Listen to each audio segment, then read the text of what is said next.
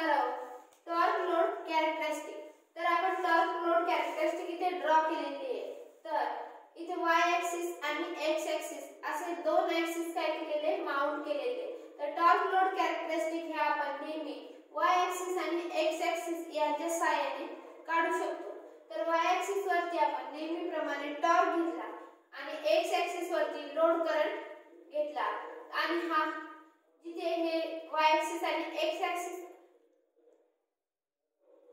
Divide होतात तो terminal नेहमी 0 असतो। तर आपण ही टॉर्क लोड कॅरेक्टरिस्टिकची एक कर्व काढून घेतली, कर्व डिफरन्शियल कंपाऊंड मोटरची। तर काय यामध्ये डिफरन्शियल कंपाऊंड मोटरमध्ये आता आकृतीमध्ये दाखवल्याप्रमाणे वाढत्या लोड बरोबर स्पीड वाढतो। काय होतो, जर लोड वाढला तर स्पीड वाढतो आणि लोड वाढल्यावर एकूण फ्लक्स कमी होतात। जेव्हा लोड वाढतो तेव्हा मोटरचा स्पीड वाढतो आणि एकूण फ्लक्स हे कमी होतात। त्यानुसार दिलेल्या व्होल्टेजशी आणि बॅक ईएमएफचे विशिष्ट संबंध असतो।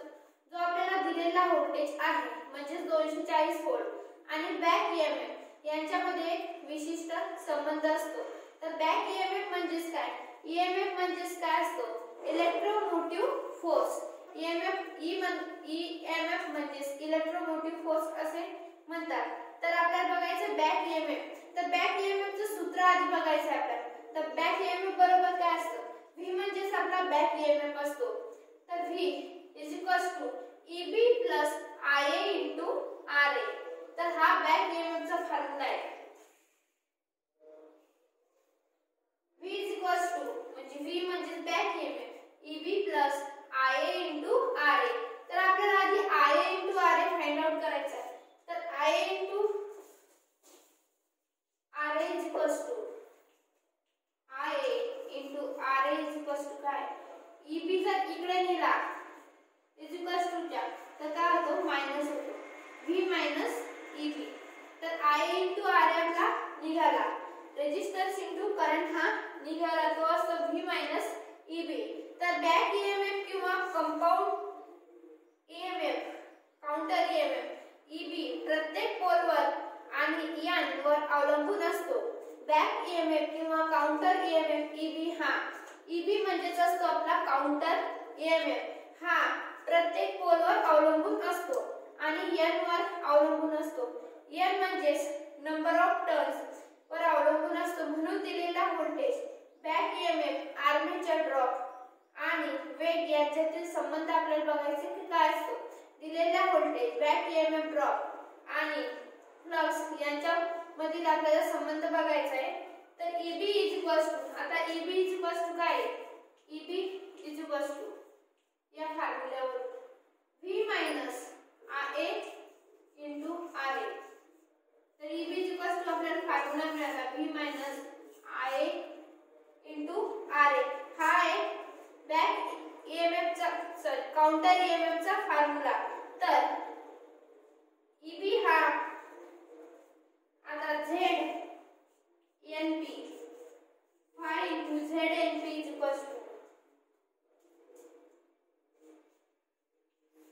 60 एंपियर V - IA × RA।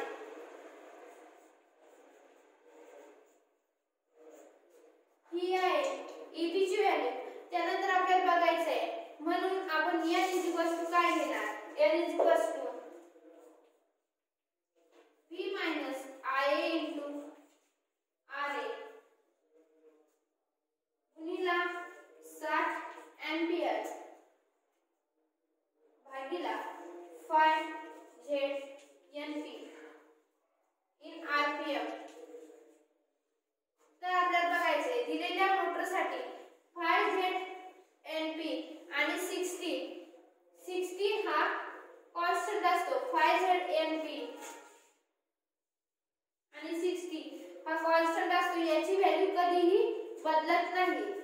तर आपल्याला बघायचं आता K काय असतो, दिलेल्या मोटरसाठी phi ZNP आणि 60 हा नेहमी कॉन्स्टंट असतो। यावरून आपल्याला दर्शवता येते की K आपण 60 × phi ZNP हे आपण K या अक्षराने दर्शवू शकतो।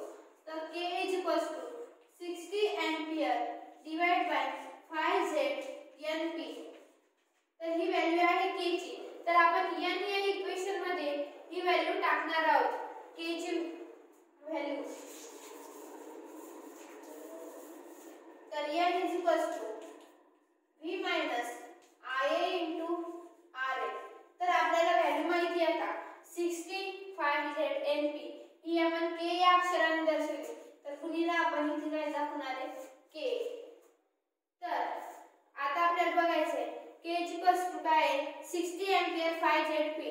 तर मग n काय आहे k into v minus ia into ra. तर v minus ia into ra ही व्हॅल्यू आहे eb ची. तर eb ची व्हॅल्यू ही n या इक्वेशन मध्ये आपण पुट करणार आहोत. तर n v minus ia into ra म्हणजे काय eb. eb into काय k. तर ही आहे n ची व्हॅल्यू. कळालं. त्यानंतर यावरून स्पष्ट होते की डीसी मोटरचा वेग. तर हे आपण phi a या युनिट मध्ये दर्शवू शकतो.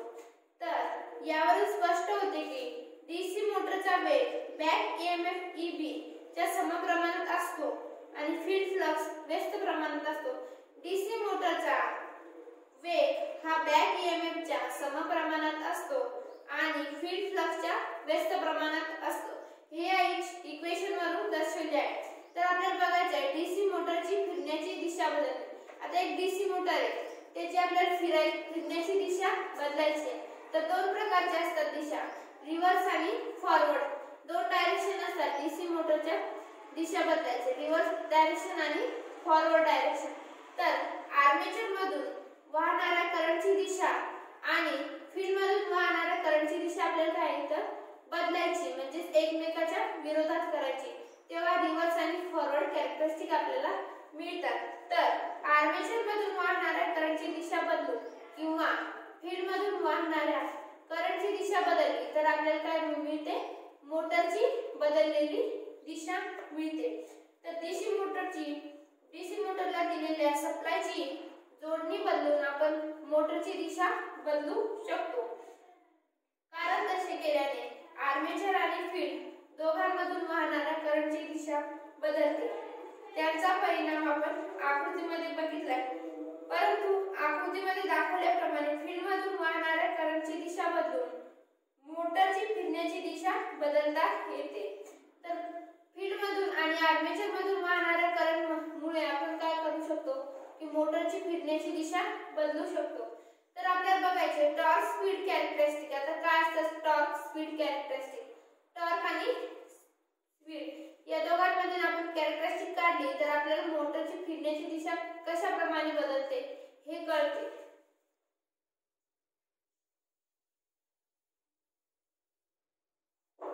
तर नेहमीप्रमाणे दोन ऍक्सिस घ्यायचे, वाय ऍक्सिस आणि एक्स ऍक्सिस.